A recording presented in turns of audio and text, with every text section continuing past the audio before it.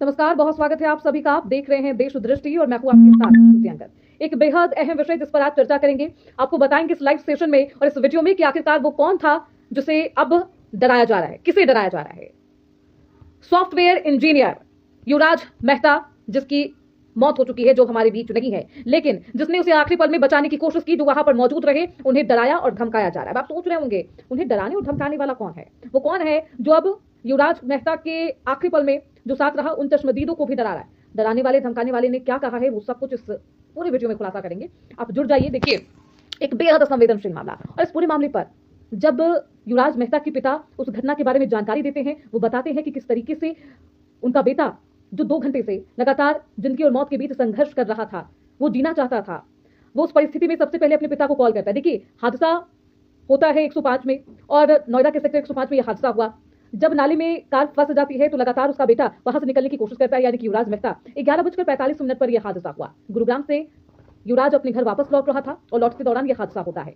कुछ ही देर बाद वो अपने पिता को कॉल करता है, परिस्थिति बताता है कि वो यहाँ पर नाले में फंस गया है, कार डूब रही है और कार में वो सवार है। उसके बाद उसके पिता अफरा तफरी में वहां पर पहुंचते हैं। और देखिए, यहाँ पर एक और जो जानकारी सामने आई, उसमें ये बताया गया कि युवराज मेहता की जो माता है, उनका देहांत हो चुका था, और वो उनके पिता की बस अफरा तफरी में किस तरीके से वहां पर आते हैं। हालांकि प्रथम दृष्टया ये कहा गया कि कोहरे की वजह से युवराज को समझ नहीं आया, जब उसने टर्न लिया या फिर मुड़ने की कोशिश की तो वो सीधे बैरिकेड को या फिर वो पुल को तोड़ते हुए उस नहर में गिर जाता है, उस निर्माणाधीन बेसमेंट में गिर जाता है। और फिर वहां पर 40 से 70 फीट गहराई वहां पर पानी की थी, जिसकी वजह से कार डूबती हुई नजर आती है, कार डूब जाती है। हालांकि जब उसके पापा पहुंचे युवराज के, तो वहां पर बचाने की कोशिश की गई, वो बहुत मशक्कत कर रहे थे। पुलिस को कॉल किया गया, पुलिस विभाग की टीम वहां पर पहुंच चुकी है, फायर ब्रिगेड की टीम पहुंच चुकी है, प्रशासन के आला अधिकारी पहुंच चुके हैं, रेस्क्यू करने के लिए पहुंच चुके हैं ये लोग। और देखिए, यहाँ पर वो लास्ट टाइम में उनके पिता जब बताते हैं कि क्या उस वक्त के हालात थे, तो उनके पिता कहते हैं कि उनका बेटा बस मोबाइल के टॉर्च से सनरूफ पर आता है और इशारा करता है कि वो यहीं पर है, उसे किसी तरीके से बचा लिया जाए।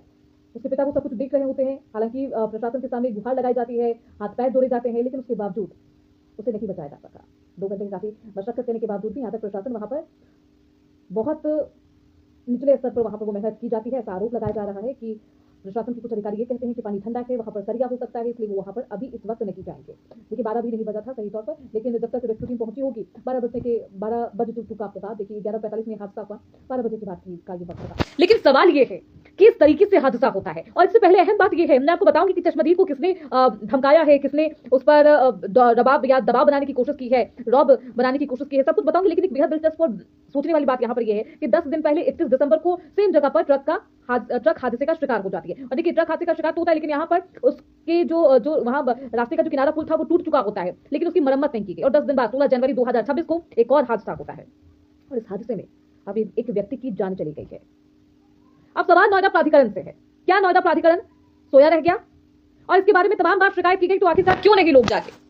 युवराज मेहता की जान चली गई है, असली गुनहगार कौन है, कौन इसका जिम्मेदार है, जवाबदेही किसकी है और किसको लेनी चाहिए? प्रशासन एक दूसरे पर टोपी घुमा रहा है कि इसकी जांच की जाएगी। देखिए, मुख्यमंत्री योगी आदित्यनाथ इस पूरे मामले पर संज्ञान लेते हैं, एसआईटी टीम का गठन हो गया है, जो बिल्डर है उसकी गिरफ्तारी हो चुकी है। लेकिन बेहद अहम सवाल यही है कि आखिरकार इस मौत का जिम्मेदार कौन है? युवराज की जो जान गई, उसके पीछे किसका हाथ है, किसकी लापरवाही है, जिम्मेदारी किसको उठानी होगी? डीएम जो 4 दिन बाद आती है, वहां का नोएडा प्राधिकरण जो सोया हुआ है, एक ऐसा जिला जो बेहद हाईटेक है, उसकी अगर ऐसी दुर्गति है, उसकी असली वजह कौन है? 10 दिन पहले जहां हादसा होता है, वहां 10 दिन बाद भी मरम्मत नहीं होता उस पुल पर, और एक और हादसा, और अब की बार किसी की जान चली गई। जो चश्मदीद है, उसका कहना है प्रशासनिक तंत्र का ये फेल्योर है, और चश्मदीद ये कह रहा है कि उसमें पुलिस प्रशासन के अधिकारी दबाव बना रहे हैं, उसे डराया जा रहा, उसे धमकाया जा रहा, उसे बार बार ये कहा जा रहा है कि वो किसी तरीके का बयान ना दे, वो ये बोले कि प्रशासन लापरवाह नहीं था, अधिकारियों की कोई लापरवाही नहीं थी। चश्मदीद का ये बयान है। सोचिए, पुलिस प्रशासन के अधिकारी, चश्मदीद का ये कहना है कि उसे डरा रहे हैं, धमका रहे हैं, उसे फोर्स कर रहे हैं। अब यकीन किस पर किया जाए, किसे सच माना जाए, किसे झूठ माना जाए? तमाम दावे हैं, लेकिन एक जान जा चुकी है। और ऐसे आपने कई हादसे देखे होंगे, लेकिन हम कभी कुछ सीख नहीं पाए। एक बेहद अहम सवाल इस हादसे के बाद मैं पूछना चाहती हूं कि आखिरकार उस हादसे के बाद क्यों नहीं मरम्मत किया गया? क्यों वहां पर बैरिकेडिंग नहीं की गई? वहां पर क्यों नहीं कोई साइन बोर्ड लगाया गया? क्यों नहीं वहां पर कोई लाइटिंग लगाई गई जिससे किसी को पता चलता? चश्मदीद का आरोप है कि उसे डराया जा रहा, धमकाया जा रहा, उससे जबरदस्ती एक वीडियो बनाया गया है, तमाम तरीके के दावे हैं। हालांकि सवाल बस यही है कि युवराज की जान चली गई है, लेकिन जिम्मेदार कौन है? कौन है वो व्यक्ति जिस पर आप सोचेंगे नहीं यही रिस्पॉन्सिबल है? And this person should own this. Responsibility लेने के नाम पर क्या सब बस हाथ पर हाथ धर के बैठे रहेंगे? सभी को क्या सिर्फ पावर चाहिए?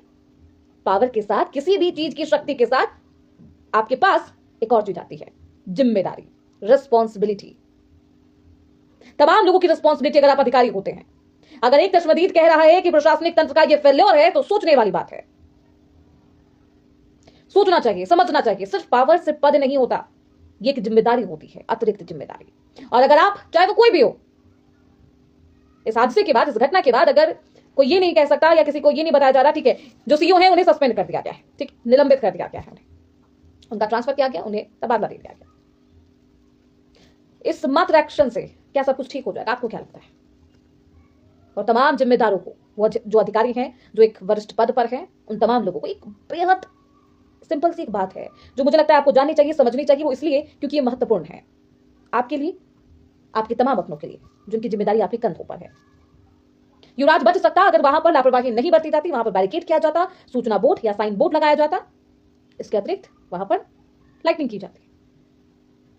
एक हैरानी की बात है कि यह सब कुछ तो नहीं हुआ।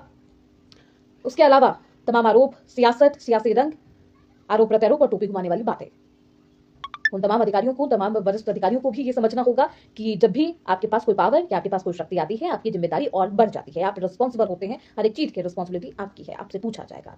आज एक बाप जिसके पास उसका बेटा नहीं है, 27 साल का बेटा, जिसके अपने ख्वाब थे, जिस अपने पिता को वो तमाम सुविधाएं देना चाहता था। खैर, ये तमाम जिम्मेदार लोग, प्रशासन के अधिकारी जिस पर तमाम आरोप लगाए जा रहे हैं, आखिर वो क्या कहेंगे? आप कमेंट करिए, सोचिए कि जब इस तरीके की बातें होती है, जब हम बस एक टोपी घुमाते हैं और जिम्मेदार व्यक्ति अपनी जवाबदेही से पल्ला झाड़ लेता है, क्या कहा जाए उसे?